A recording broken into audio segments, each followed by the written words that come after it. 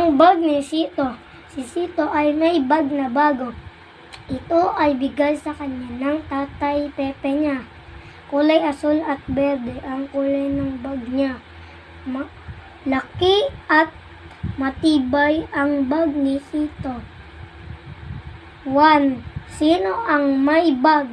Si Sito. Pangalawa, sino ang nagbigay ng bag ni Sito? Tatay Pepe niya. Pangatlo, ano ang kulay ng bag ni Sito? Asul at berde. 4. Matibay ba ang bag ni Sito? Opo. Sina nanay at tatay. Sina nanay Nena at tatay Lando ay ama at ina ko.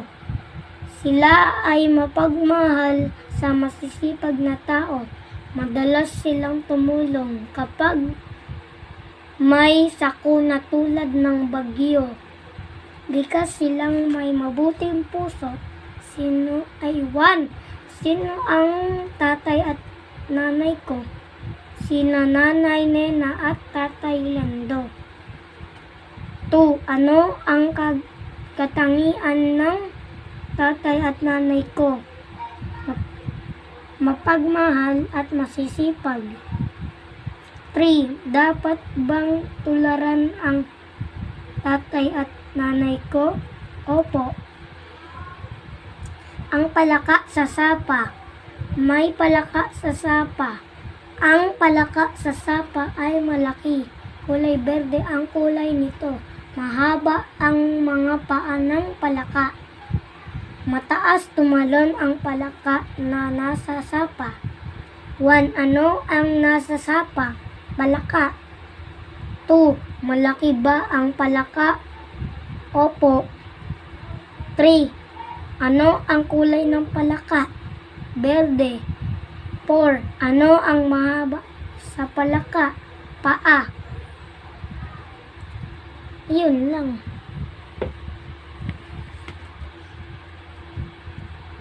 Sina Lolo at Lola. Sina Lolo Selo at Lola Ella ay matanda na pero sila ay malakas pa. Nakatira sila sa tabi ng aming bahay. Sila ay palaging kumakain ng gulay kaya sila ay malakas at masigla. 1. Sino ang aking lolo at lolo? Lola. Lolo Selo at Lola Ella. 2. Saan sila nakatira? Tabi naming bahay. 3. Bakit sila malakas at masigla? Kumakain ng gulay kaya sila ay malakas at masigla. Manok na pula. Si Rosa ay may alaga. Ang alaga ni Rosa ay manok na pula. Ang manok ay isang inahin. May 7 itong sisiw. Araw-araw na pinapakain ni Rosa ang alagang manok at 7 sisiw. 1.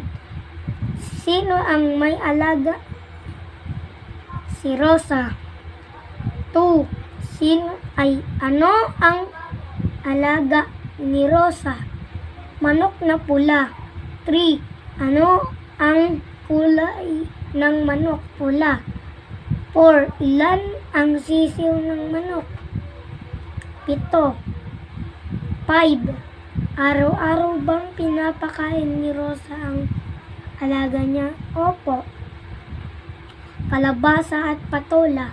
Kalabasa at patola ang paboritong gulay ni Lola Mela. Madalas niyang ito igisa sa mantika. Gusto ko din ang lasa ng kalabasa at patola. Sabay kami ng pagkain ng kalabasa at patola. 1. Ano-ano ang paboritong gulay ni Lola Mela?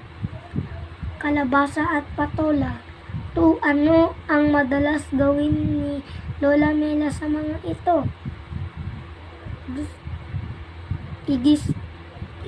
Madalas nga itong igisa sa mantika. Si Maya. Sigurado ka? Si Maya ay mahusay na bata. Kaya niyang kumanta. Mali. Mali eh.